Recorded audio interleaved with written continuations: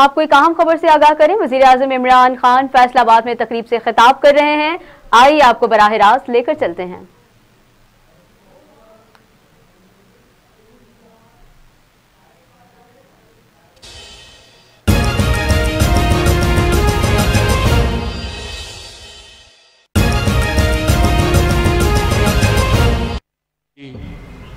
कि उनकी आवाम के लिए वो सहूलतें पैदा करें, उनकी ज़िंदगी आसान करें। ये होती है गवर्नमेंट की ज़िम्मेदारी।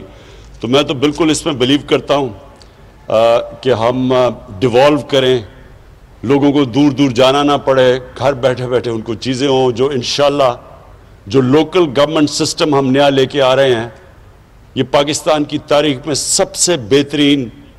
सारे हमने अपनी माजी के तजर्बे जो लोकल गवर्नमेंट के देख के तो एक ऐसा सिस्टम लेके आ रहे हैं कि आप सबको खुशी होगी कि पहली दफ़ा आपके जो शहर हैं, फैसलाबाद मसलन जो शहर है, ये कभी भी एक ज़हन में डाल लें कि एक प्रोविंशियल डेवलपमेंट फंड से ये कभी शहर ठीक नहीं हो सकता।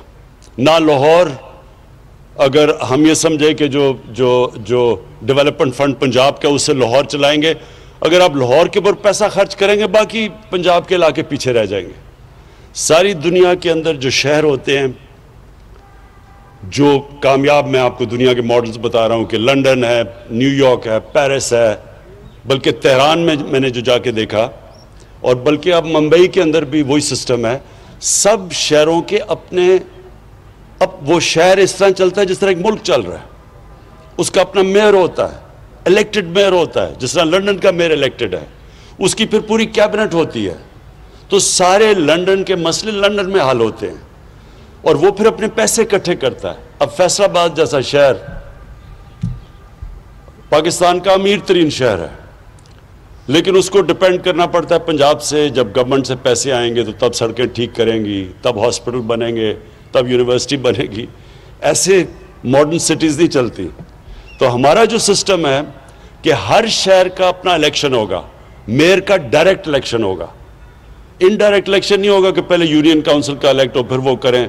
उसके अंदर पैसा चल जाता है बदकिस्मती से, वो पैसे दे के वो बन जाते हैं। वो बड़ा सिस्टम फेल हो चुका है। डायरेक्ट इलेक्शन मेयर का होगा, फिर मेयर अपनी कैबिनेट सेलेक्ट करेगा, उसके अंदर एक्सपर्ट्स होंगे, पानी के एक्सपर्ट्स होंगे, उसके अंदर एजुकेशनिस्ट होंगे। तो वो शहर एक पूरी तरह एक सेल्फ सस्टेनिंग शहर बनेगा और फिर अपने पैसे इकट्ठे करेगा। तो उसके लिए ये भी है कि इतने बड़े बड़े शहरों में अपना एक हाई कोर्ट बनना चाहिए ताकि अपने मसले आपके यहीं हल हो। अच्छा जी, मैं अब आपके सामने फैसलाबाद के सामने, क्योंकि आप पाकिस्तान का जिस तरह मैनचेस्टर कहते हैं, इंशाल्लाह एक दिन मैनचेस्टर कहेगा कि वो फैसलाबाद एक शहर था जो हमारे ऊपर बेस होके तो हमारे से आगे निकल गया। तो आपको तो बस सोचना चाहिए, सोच बड़ी, इंसान को बड़ी सोच रखनी चाहिए। देखें, पहले तो मैं आपको अपनी पॉलिसी बता दूं कि मैं क्या समझता हूं कि मुल्क के लिए क्या पॉलिसी होनी चाहिए, इस मुल्क को हमने कैसे उठाना है। इस वक्त तो हमने ये सोचना ना कि एक पाकिस्तान जिसके ऊपर तारीखी कर्जे चढ़े हुए हैं, पाकिस्तान की तारीख में जो हमें 2018 का पाकिस्तान मिला, पाकिस्तान की तारीख में कभी इतना ज़्यादा कर्जा मुल्क पे अंदरूनी और बैरूनी कभी इतना कर्जा नहीं चढ़ा हुआ था, कभी इतने बड़े खसारे नहीं थे। जो भी हमाद ने तकरीर में बताया कि जो हमारा ट्रेड करंट अकाउंट डेफिसिट था वो 20 अरब डॉलर का था, पाकिस्तान की तारीख का सबसे बड़ा डेफिसिट। यानी कि कभी भी कोई मुल्क आगे बढ़ ही नहीं सकता, कभी भी कोई मुल्क की सेहत अच्छी हो ही नहीं सकती जबकि अगर उसके मुल्क के अंदर जो डॉलर्स अंदर आ रहे हैं वो कम है और जो मुल्क के बाहर डॉलर जा रहे हैं वो ज़्यादा है। यानी ये जब तक खसारा है, ना उस मुल्क की सेहत कभी ठीक हो सकती है, ना जो क्रेडिट एजेंसीज हैं दुनिया की वो कभी भी कहेंगे कि जी मुल्क की रेटिंग अच्छी है। वो हमेशा उस मुल्क को कहेंगे कि ये थोड़ी देर के बाद ये क्राइसिस में चला जाएगा। और सबसे बड़ा क्राइसिस क्या आता है कि उसकी करेंसी डिवैल्यू हो जाती है। जब जितना बड़ा आपका करंट अकाउंट डेफिसिट, उतना प्रेशर आपकी करेंसी पे पड़ता है, और जब करेंसी गिरती है तो क्या होता है, महंगाई आ जाती है। हमें बड़ा बुरा भला कहा गया जी महंगाई का, लेकिन पूछें कि महंगाई के पीछे वजह क्या थी। सबसे बड़ी वजह यह कि जो ट्रेड गैप था पाकिस्तान का, کہ کتنی پاکستان کے اندر امپورٹس آ رہی ہیں اور پاکستان کتنی ایکسپورٹس کر رہا ہے، اس میں اس ملک کی تاریخ کا وہ خسارہ تھا 40 ارب ڈالر کا، جو آج تک کبھی ملک اس کے قریب بھی نہیں گیا۔ جب 40 ارب ڈالر کا ٹریڈ گیپ ہو تو اس میں ملک کے کرنسی نے تو گرنا ہی ہے۔ اور کرنسی کو کیسے بچایا ہوا تھا؟ پہلے ہی ہمارے پاس ریزروز کم تھے، فورن کرنسی ریزروز، وہ ریزروز بھی بلڈ اپ کر رہے ہیں قرضے لے کے ریزروز بلڈ اپ کر رہے ہیں، اور وہ ریزروز کو خرچ کر رہے ہیں روپے کو سٹیبل رکھنے کے لیے۔ اور وہ جو پیسہ تقریباً میرے خیال 15 یا 20 ارب ڈالر انہوں نے 5 سال میں صرف پھینکا روپے کو اوپر رکھنے کے لیے، اس سے کہ آرٹیفیشلی روپے کو اوپر رکھا، ریزروز بھی اپنے ضائع کر دیے، اور سب سے زیادہ نقصان اپنی ایکسپورٹرز اور اپنی انڈسٹری کو پہنچایا، کیونکہ امپورٹ سستی ہو گئی ہیں، ایک تو انڈسٹری ادھر مار کھا گئی، اور جب ایکسپورٹس مہنگی ہو گئی تو ایکسپورٹس ہو نہیں رہی تھی تو ہماری ایکسپورٹس بھی گر گئی۔ تو جو ہمیں پاکستان میں مل رہا تھا وہ سب سے مشکل حالات میں، اور یہ بالکل ٹھیک کہہ رہے ہیں اسد عمر نے مجھے جب فائنانس منسٹر تو انہوں نے مجھے بتایا کہ ہم بتا نہیں سکے کہ ہمارے پاس پیمنٹس دینے کے پیسے نہیں ہیں، کیونکہ اگر لوگوں کو پتا چل جائے گا تو روپے کے اوپر رن ہو جائے گا، یعنی روپے اور گر جائے گا۔ اس لیے ہم بڑے مشکل وقت سے گزرے تھے، اور ہمارے باہر کے دوستوں نے اس وقت مدد سے ہم ڈیفالٹ سے بچ گئے۔ اور ڈیفالٹ کا مطلب یہ ہے کہ روپے کے اوپر روپے پہ جانا تھا، ہماری رک گئی روپے، اللہ نے ہمیں اس سے نکالا۔ اور آج جو جدھر ہم کھڑے ہیں، میں صرف آپ کو اپنی فلسفی بتا دوں۔ دیکھیں، ہم جب بڑے ہو رہے تھے، اسکولوں میں تھے 60s میں، تو 60s میں پاکستان ایک مثال دیا جا رہا تھا ڈیولپمنٹ ورلڈ کے اندر، کہ ہمارا پاکستان کا ماڈل بتایا جاتا تھا دنیا کو کہ یہ دیکھیں، یہ پاکستان کو دیکھیں کیسے ترقی کر رہا ہے۔ ملیشیا، ساؤتھ کوریا، جو ساؤتھ کوریا آج دیکھیں کدھر پہنچ گیا، انہوں نے پاکستان کا جو فرسٹ 5 ایئر ڈیولپمنٹ پلان تھا، انہوں نے اس سے سیکھا تھا۔ اور پاکستان کی دنیا میں عزت کیوں تھی؟ کیوں دنیا میں جب پاکستان کا پریزیڈنٹ جاتا تھا امریکہ تو امریکن پریزیڈنٹ ایئرپورٹ پہ اس کو ریسیو کرنے آتا تھا؟ اور پاکستان کی ایک دنیا کے اندر ایک سٹیچر تھا، اور وہی نہیں، ہمارے ادارے بھی مضبوط تھے، ہماری جو ہاسپٹلز تھے، ہماری یونیورسٹیز تھیں، ان کو ریکگنائز دنیا میں کیا جاتا تھا۔ اور میرے ساتھ ملیشیا کے شہزادے آ کے HSN میں پڑھتے تھے، مڈل ایسٹ سے لوگ یہاں آیا کرتے تھے۔ آج جو دبئی لوگ چھٹیاں بنانے جاتے ہیں، دبئی کے جو شیخ تھے وہ کراچی اپنی چھٹیاں بنانے آتے تھے۔ تو پاکستان کا ایک مقام تھا۔ ہم کیسے نیچے آئے، یہ بڑی دکھ بھری کہانی ہے، لیکن اس کی ایک بہت بڑی وجہ میں آپ کو بتاتا ہوں کہ ان دنوں میں رائٹ لیفٹ کی پالیٹکس تھی، ان دنوں میں کولڈ وار پیک پہ تھی، پاکستان میں پوری لیفٹسٹ موومنٹ چلی ہوئی تھی، سوشلسٹ موومنٹ۔ اور جب 1970 کے اندر جب ذوالفقار علی بھٹو جیتے تو انہوں نے سوشلزم، اسلامک سوشلزم کے نام پہ نیشنلائزیشن شروع کر دی۔ جب انہوں نے نیشنلائزیشن شروع کی تو اس وقت پاکستان کی انڈسٹری بھی ڈیولپ ہو رہی تھی، ہمارے بینک، پرائیویٹ بینکس بھی تھے، یعنی پاکستان ایک بڑی اوپر کی ٹریجیکٹری پہ جا رہا تھا۔ لیکن کہا یہ جاتا تھا کہ 22 خاندانوں کے اندر ساری پاکستان کی دولت محدود ہو گئی۔ یہ 22 خاندان کا پورا ایک چلا کہ پاکستان میں تھوڑے سے لوگوں کے پاس پیسہ جمع ہو گیا۔ ہونا کیا چاہیے تھا؟ دیکھیں، ہمیشہ اپنی زندگی کا تجزیہ انسان کو کرنا چاہیے۔ کامیاب انسان ہمیشہ اپنی زندگی کو سوچتا ہے کہ میں کیا کر سکتا تھا تو بہتر ہو سکے۔ کامیاب ادارے بھی یہی کرتے ہیں، سارا وقت اپنی انالیسز کرتے ہیں کہ ہم کیسے اپنے آپ کو بہتر کر سکتے ہیں۔ جب ماضی کی غلطیوں کو اب مانتے ہیں تو اب اوپر جاتے ہیں۔ ہم نے کیا غلطی کی؟ ہم نے بجائے اس کے کہ جو اگر پیسہ تھوڑے سے خاندانوں کے پاس چلا گیا تھا تو قانون ایسے لے کے آتے کہ وہ پیسہ نیچے چلا جاتا غریبوں کے اوپر، جو چائنا نے کیا ہے۔ چائنا نے جیسے جیسے پچھلے 30 سال میں انڈسٹریلائز ہوا اور ان کی دولت بڑھتی گئی تو انہوں نے وہ پیسہ استعمال کیا لوگوں کو غربت سے نکالنے کے لیے۔ اور انسانی تاریخ میں کبھی بھی اتنے زیادہ لوگ غربت سے نہیں نکلے 30 سال میں جو انہوں نے 70 کروڑ لوگوں کو چائنا نے غربت سے نکالا، ویلتھ کریٹ کی، دولت بڑھائی، اس دولت سے انہوں نے لوگوں کو غربت سے نکالا۔ ہمیں بھی یہی کرنا چاہیے تھا۔ ہم نے نیشنلائزیشن پہ چلے گئے، ساری ہم نے اپنی انڈسٹریلائزیشن روک دی، اور ایک مائنڈ سیٹ بھی بدل گیا کہ جس طرح ہمارے جو بیوروکریٹس بھی تھے، کئی پولیٹیشنز بھی یہ تھے کہ کوئی اگر زیادہ پیسہ بناتا تھا تو اس کو بری چیز سمجھی جاتی، جرم سمجھا جاتا تھا۔ کبھی بھی ایک معاشرہ آگے نہیں بڑھ سکتا جب آپ پروفٹ میکنگ کو، منافع کمانے میں اگر آپ اس کو جرم کہہ دیں، کیونکہ کوئی انویسٹ اس لیے تو نہیں کرتا کہ وہ خراج دینے کے لیے انویسٹ تو نہیں کرتا، وہ پیسے بنانے کے لیے کرتا ہے، لیکن ہاں جائز طریقے سے پیسہ بنائے، ٹیکس بھی دے، پروفیٹیرنگ نہ کرے۔ یہ جو اس کو چینی کا مافیا ہے، انہوں نے یہ جو ابھی کمپٹیشن کمیشن کی رپورٹ آئی ہے تو انہوں نے تو یہ کہا کہ انہوں نے مل کے کارٹلائزیشن کی ہے، مونوپلی بنا کے تو چینی کی قیمت اوپر لے کے گئے ہیں۔ اس کے خلاف ہے آپ جائز طریقے سے نفع کمائیں، گورنمنٹ ہم خوش ہوتے ہیں، کیونکہ جب نفع بنے گا ہی تو مزید اور سرمایہ کاری ہوگی۔ تو جو ہماری اب پالیسی ہے، میں آج آپ کو کہہ دوں کہ ہماری اب پوری کوشش ہے کہ پاکستان انڈسٹریلائزیشن کی طرف چلے، پاکستان اپنی ایکسپورٹس بڑھائے۔ گورنمنٹ کا کام اس کو فیسیلیٹیٹ کرنا ہے، ان کے لیے آسانیاں پیدا کرنا ہے۔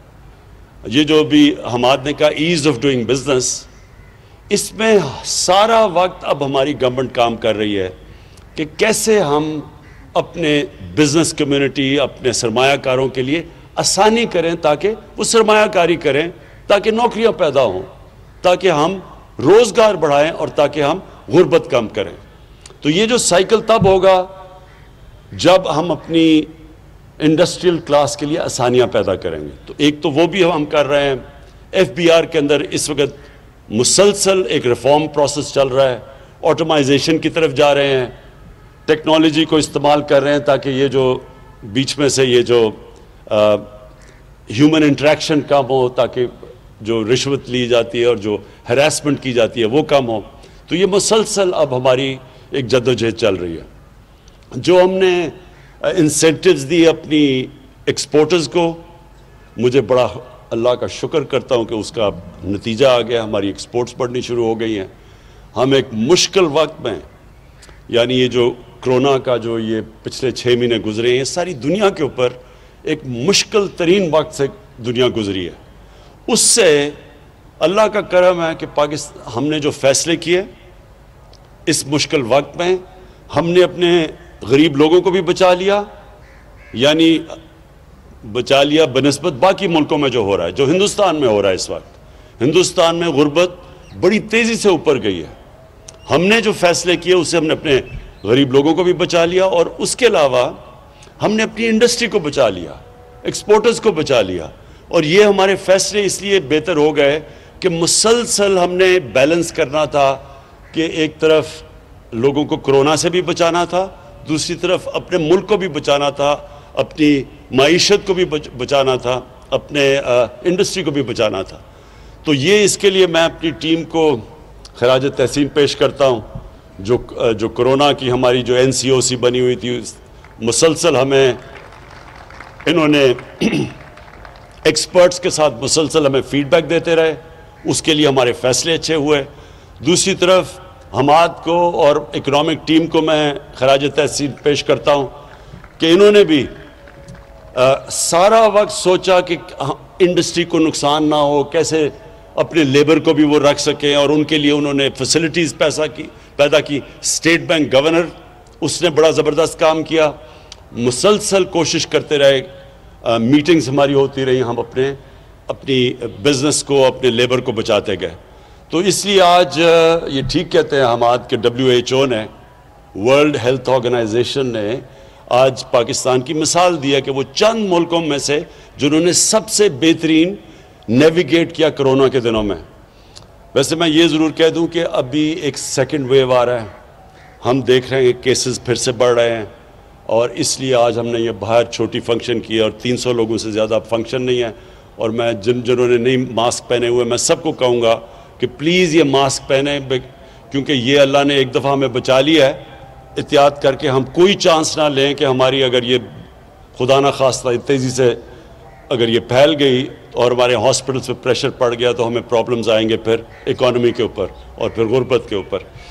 تو اپنی میں انڈسٹری کو آخر میں جو آپ کو آج خاص طور پہ یہاں آیا، ایک تو مجھے بڑی خوشی تھی کہ میں جب یہاں الیکشن سے پہلے آیا تھا تو پاور لومز بند ہو رہی تھیں، کئی فیکٹریاں بند ہو رہی تھیں اور وہ ریل اسٹیٹ کی طرف جا رہی تھیں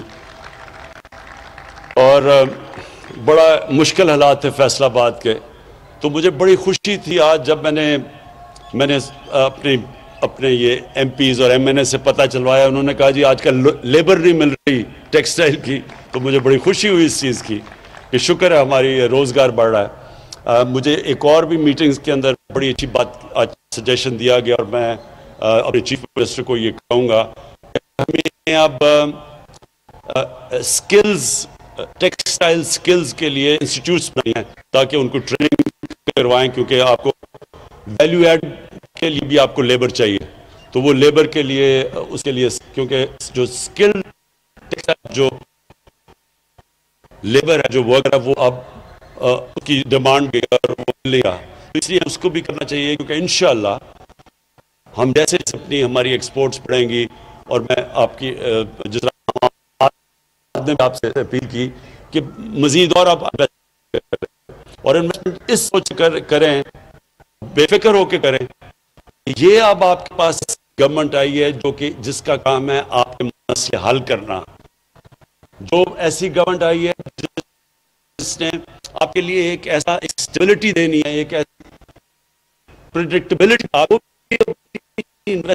آپ کو یہ فکر نہ ہو کہ پالیسی چینج ہوگی جو ایک دم آپ کی انڈسٹری کو پھیلے گی. ہمارا کام ہے آپ کی انڈسٹری کی مدد کرنا، کیونکہ اس سے ایک آپ روزگار لوگوں کو دیں گے اور دوسرا ویلتھ کریٹ کریں گے. ملک میں جتنی آپ دولت بڑھتی جائے گی ملک میں آسانی ہوگی اپنے قرضے واپس کرنے میں. ہمارے اوپر ایک تو قرضوں کا پہاڑ چڑھا ہوا ہے اور وہ کر سکیں گے جب انڈسٹریلائزیشن ہوگی اور جس سے ویلتھ کریشن ہوگی، پیسہ آئے گا ہی تو ہم قرضے واپس کریں گے. تو اس لیے ہماری یہ پالیسی ہے کہ ہم آپ کو پوری طرح سپورٹ کریں گے، فیسیلیٹیٹ کریں گے، آپ کے لیے آسانیاں پیدا کریں گے. فیصل آباد وہ شہر ہے جو کہ پاکستان کی انڈسٹریل سٹی ہے جس کے لیے انشاءاللہ آپ دیکھتے رہیں گے کہ ابھی سی ایم پنجاب سے بھی بات ہو رہی تھی کہ آپ کے لیے آپ کی سڑکوں کا جو بھی حال ہے اس کو انشاءاللہ اس میں بھی انویسٹ کریں گے. کراچی ہمارا اس کے لیے ہم نے بڑا پیکج تیار کیا ہوا ہے، کیونکہ یہ نہیں کہ فیصل آباد نے مجھے ووٹ دی اور کراچی نے مجھے ووٹ دی، اس وجہ سے نہیں، کیونکہ آپ پاکستان کے انڈسٹریل ہبز ہیں. آپ اوپر جائیں گے تو پاکستان اوپر اس لیے وہ ہوتا ہے کہ آپ میں ماشاءاللہ اتنا شعور تھا کہ آپ نے صحیح پارٹی کو ووٹ دے دی. لیکن اس کے باوجود ہم اس لیے کریں گے کیونکہ ہماری اس وقت انڈسٹریلائزیشن یہ 1960s کے بعد یہ پہلی دفعہ وہ گورنمنٹ آئی ہے جس کا مین پالیسی اس کا فیصلہ کیا ہوا ہے ہم نے کہ ہم نے پاکستان کو انڈسٹریلائز کرنا ہے. تو جو بھی آگے پالیسیز بنیں گی آپ کے ساتھ مشاورت میں بنیں گی.